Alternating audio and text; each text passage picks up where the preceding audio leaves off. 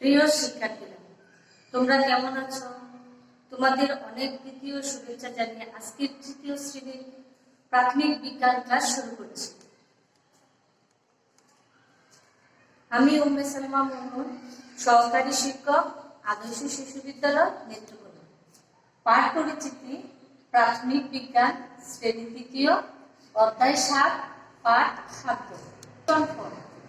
এই পাঠ শেষে শিক্ষার্থীরা তোমরা যা বলতে পারবে, পুষ্টি অনুযায়ী খাদ্যের শ্রেণী বিভাগ ও সুষম খাদ্য সম্পর্কে জানতে পারবে। মৌসুম অনুযায়ী ফল ও সবজির শ্রেণী বিভাগ করতে পারবে। আজকে আমরা পড়ব খাদ্য। খাদ্য কি? খাদ্য হলো আমাদের বেঁচে থাকার জন্য এবং আমাদের কাজ করার প্রয়োজনীয় শক্তি, রোগ প্রতিরোধ ক্ষমতার জন্য আমরা যা গ্রহণ করি তাই হলো খাদ্য। খাদ্য আমরা বিভিন্ন উৎস থেকে পেয়ে থাকি। কিছু কিছু খাদ্য আমরা প্রাণী থেকে পেয়ে থাকি, কিছু খাদ্য আবার আমরা উদ্ভিদ থেকে পেয়ে থাকি। জীবদেহের বৃদ্ধি এবং বেঁচে থাকার জন্য সকল উপাদান পুষ্টিতে বিদ্যমান। পুষ্টি অনুযায়ী আমরা খাদ্যকে বিভিন্নভাবে ভাগ করেছি, যেমন আমিষ, শর্করা, চর্বি, ভিটামিন ও খনিজ লবণ এবং পানি। আজ আমরা এইগুলোর কাজ সম্পর্কে জানব এবং আমিষ জাতীয় খাদ্য আমরা কোন কোন উৎস থেকে পেয়ে থাকি এবং কিভাবে পেয়ে থাকি সেগুলো আমরা জানব।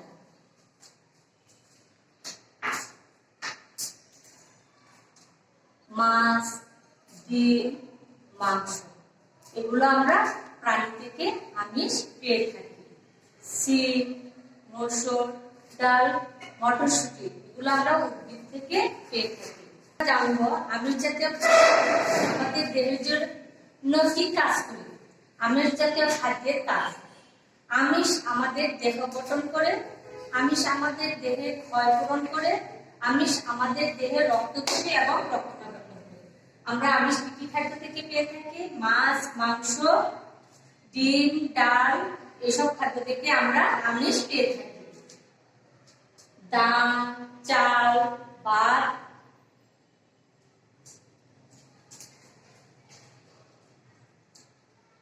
গম, আটা, রুটি, ভুট্টা, পপকর্ন এগুলো হলো শর্করা জাতীয় খাদ্য।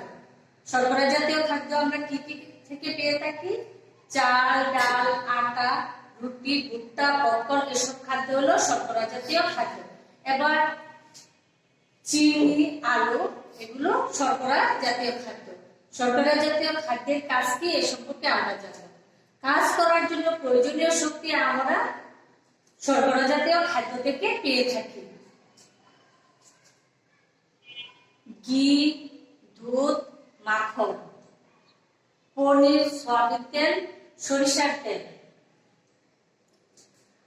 এগুলো হলো চর্বি জাতীয় খাদ্য। চর্বি জাতীয় খাদ্য হলো দুধ, মাখন, ঘি, সয়াবিন তেল, সরিষার তেল এগুলো হলো চর্বি জাতীয় খাদ্য। চর্বি জাতীয় খাদ্য আমাদের দেহে কি কি কাজ করে এবার আমরা তা জানবো। চর্বি জাতীয় খাদ্যের কাজ: চর্বি জাতীয় খাদ্য আমাদের দেহে শক্তি যোগায়, চর্বি জাতীয় খাদ্য আমাদের দেহ গরম রাখে, চর্বি জাতীয় খাদ্য আমাদের দেহ গঠনে প্রয়োজন। শাকসবজি, কলা, পেঁপে,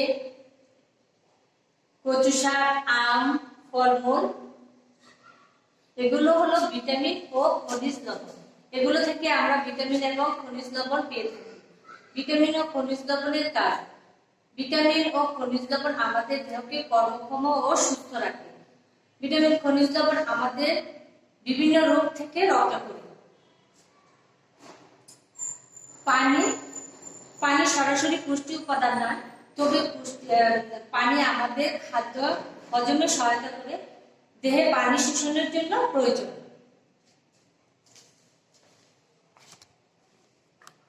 সুষম খাদ্য: সুষম খাদ্য আমাদের দেহের জন্য সকল প্রয়োজনীয় উপাদান বিদ্যমান থাকে।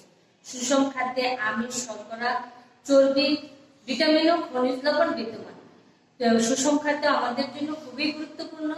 সুষম খাদ্য আমাদের দেহকে সুস্থ রাখে, কর্মক্ষম রাখে এবং বিভিন্ন রোগের আক্রমণ থেকে রক্ষা করে। ফল ও সবজিকে তিনটি ভাগে ভাগ করা হয়েছে, যেমন মৌসুম অনুযায়ী 3টি শ্রেণীতে ভাগ করা হয়েছে, যেমন গ্রীষ্মকালীন ফল ও সবজি, শীতকালীন ফল ও সবজি, 12 মাসিক ফল ও সবজি।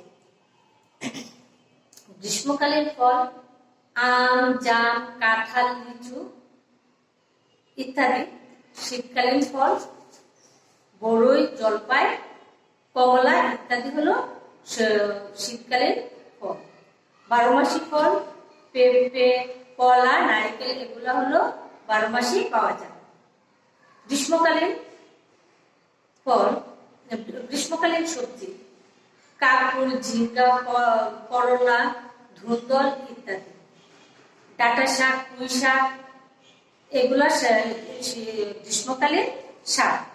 শীতকালীন সবজি, শীতকালে অনেক সবজি পাওয়া যায়, মূলা, গাজর, টমেটো, ফুলকপি, বাঁধাকপি। আর শাকের মধ্যে রয়েছে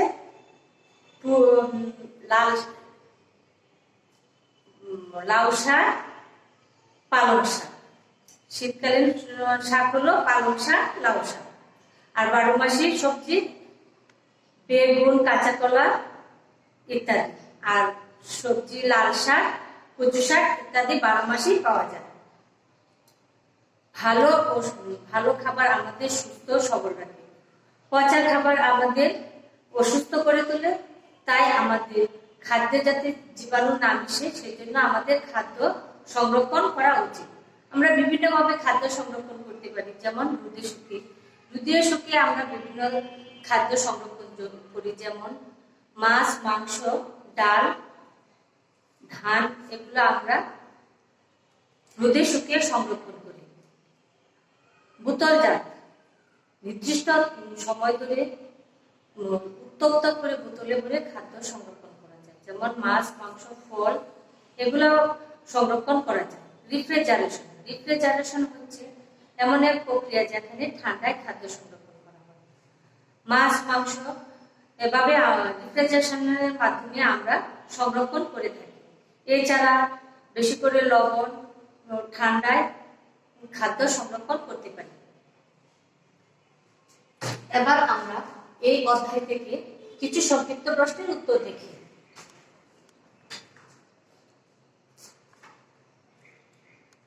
আমরা কেন খাবার খাই? বেঁচে থাকার জন্য এবং শরীরকে সুস্থ, সবল ও রোগ প্রতিরোধের জন্য আমরা খাবার খাই। চর্বি জাতীয় খাদ্যের 2টি প্রয়োজনীয়তা লিখুন। চর্বি জাতীয় খাদ্যের 2টি প্রয়োজনীয়তা হলো দেহে শক্তি যোগানোর জন্য এবং দেহকে গরম রাখার জন্য আমরা চর্বি জাতীয় খাদ্য খাই।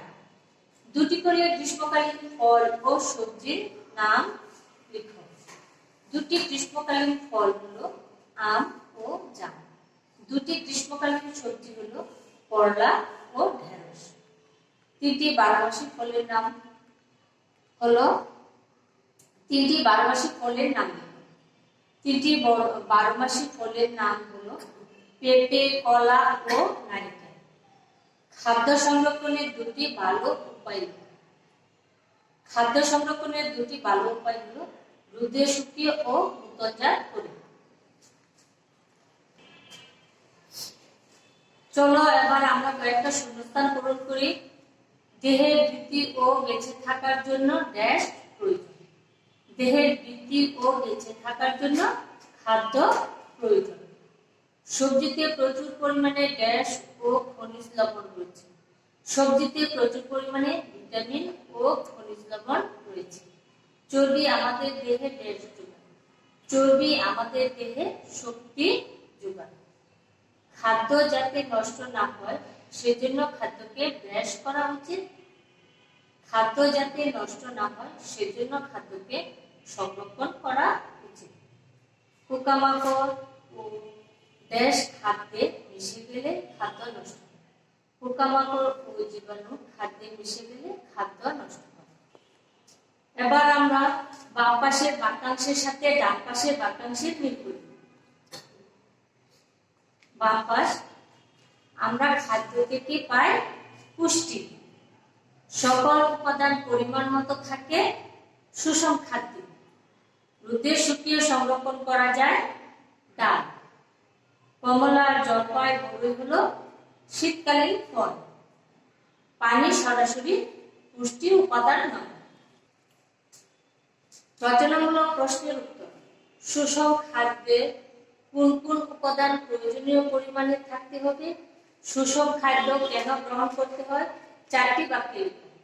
সুষম খাদ্যে আমিষ, শর্করা, চর্বি, ভিটামিন ও খনিজ লবণ প্রয়োজনীয় পরিমাণে থাকতে হবে। 4টি বাক্য হলো: সুষম খাদ্য আমাদের সুস্থ রাখে, শক্তিশালী করে, দেহের স্বাভাবিক বৃদ্ধি ঘটায়, রোগের আক্রমণ কমায়। খাদ্য সংরক্ষণ করা উচিত কেন? কি কি উপায়ে আমরা খাদ্য সংরক্ষণ করতে পারি বর্ণনা করুন। পোকামাকড় ও জীবাণু যাতে খাদ্যে না মিশে এবং খাবার পচে না যায় সেজন্য খাদ্য সংরক্ষণ করা উচিত। আমরা যেভাবে খাদ্য সংরক্ষণ করতে পারি তা নিচে দেওয়া হলো। শুকিয়ে রুদে অথবা চুলার আগুনে শুকিয়ে খাদ্য সংরক্ষণ করা যায়, যেমন মাছ, ডাল ইত্যাদি। উত্তোলন খাদ্যদ্রব্য নির্দিষ্ট তাপমাত্রায় নির্দিষ্ট সময় ধরে উত্তপ্ত করে বোতলে ভরে খাদ্য সংরক্ষণ করা যায়, যেমন ফল, রান্না করা খাবার ইত্যাদি। রিফ্রিজারেশন হচ্ছে এক ধরনের প্রক্রিয়া যার মাধ্যমে ঠান্ডায় খাদ্য সংরক্ষণ করা যায়, যেমন মাছ, মাংস ইত্যাদি। সামনে তোমাদের বার্ষিক পরীক্ষা। আমি বার্ষিক পরীক্ষার যে অধ্যায়গুলো তোমাদের ক্লাস নিয়েছি সেই অধ্যায়গুলো ভিতরে ভালোভাবে পড়বে এবং মনে রাখার চেষ্টা করবে। তো পরিশেষে তোমাদের সুস্থতা কামনা করে আজ এখানে শেষ করলাম। সবাইকে ধন্যবাদ।